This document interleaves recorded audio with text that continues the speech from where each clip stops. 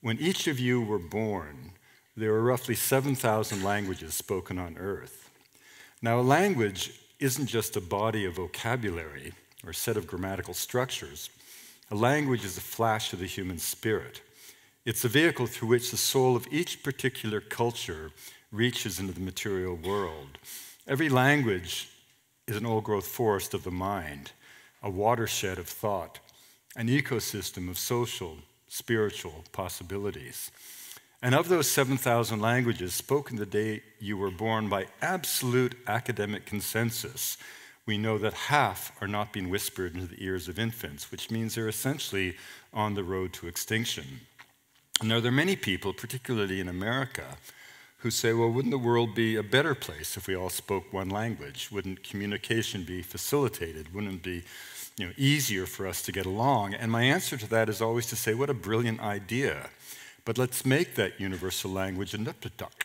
Let's make it Yoruba. Let's make it Quechua. Let's make it Tibetan. And suddenly you begin to feel, as a native speaker of English, what it would be like to be enveloped in silence, to have no means or ability to pass on the wisdom of your ancestry or to anticipate the promise of your descendants. And yet that dreadful plight is indeed the fate of somebody somewhere on earth every fortnight, because on average, every 2 weeks, some elder passes away and carries with him or her into the grave the last syllables of an ancient tongue.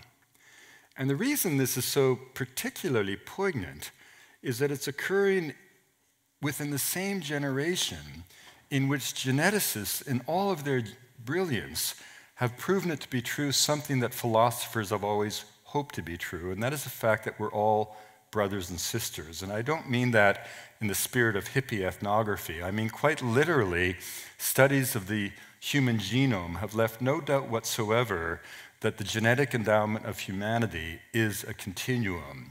Race has been exposed as an utter fiction. We are all cut from the same genetic cloth. Indeed, we're all descendants of that same handful of hominids who walked out of Africa some 65,000 years ago and then embarked on this extraordinary hijra, a diaspora 2,500 generations in duration, 40,000 years that carried the human spirit to every corner of the habitable world. But here's the important revelation. If we all share the same raw genetic endowment, by definition, every human population shares the same raw human genius, the same mental acuity, the same human potential, and critically, whether that genius is invested in technological wizardry, which has been the great achievement in the West, or placed instead into the complex task of unraveling the mystic threads of memory inherent in a myth, is simply a matter of choice and cultural orientation. There is no hierarchy in the affairs of culture. That old Victorian idea that we somehow went from the savage to the barbarian to the civilized of the Strand of London has been utterly ridiculed by modern science and shown to be as much of a colonial conceit as was the notion of clergymen in the 19th century that the earth was only 6,000 years old, as irrelevant to our lives today as that notion. And what this means fundamentally, of course, is that the other peoples of the world aren't failed attempts at being you. They're not failed attempts at being modern. Every culture, by definition, is a unique answer to a fundamental question. What does it mean to be human and alive? And when the peoples of the world answer that question, they do so in the 7,000 different voices of humanity. And those answers, collectively, like those voices, become our human repertoire for dealing with the challenges that will confront us in the coming millennia.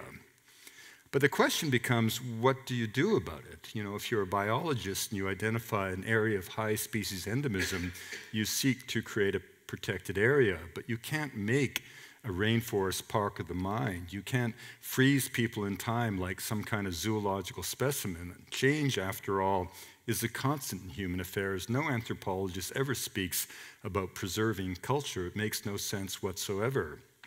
Anthropologists are simply concerned about maintaining the diversity of the human spirit as brought into being by culture. Ruth Benedict, the great student of Franz Boas, said the entire purpose of anthropology is to make the world safe for human differences, which is why cultural anthropology is the antidote to Trump.